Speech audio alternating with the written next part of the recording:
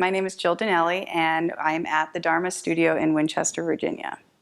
One of the biggest things that moves me is that I truly believe that a community is only as strong as its most vulnerable neighbor.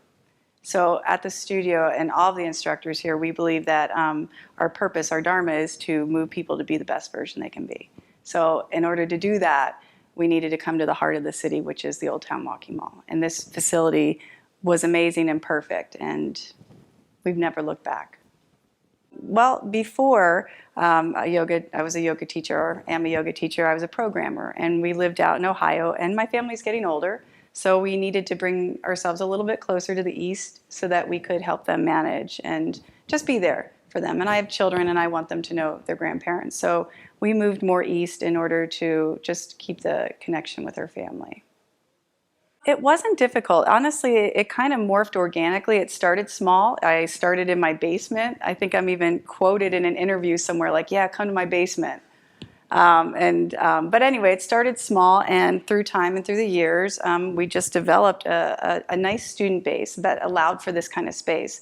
But it is challenging. Most folks really struggle with understanding what yoga is. It's really believed by a majority of folks to kind of be synonymous with religion, and it's not. It's a spiritual practice. It's not a religion, and a lot of folks in the beginning really struggle with that. But as we stay and as we build our community, we kind of teach people what yoga is, and it's not such a scary thing. Well, I mean, everyone comes to the mat for a different reason. Some folks come in initially just wanting flexibility or strength, or a big one is stress relief, because we're Americans, we're overachievers. So there are different reasons for folks that what brings them initially to the mat. But I think what is remarkable about this studio is the community.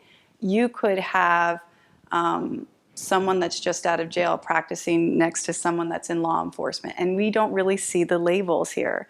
We see a person next to us that's moving in the same direction that we want to move in, and that's literally to be the best version. So you might work out, you had a rough day, so you step onto the mat to kind of get rid of or remove the stain of your day, and it doesn't really matter what label you walked in here with. So the community here is impressive.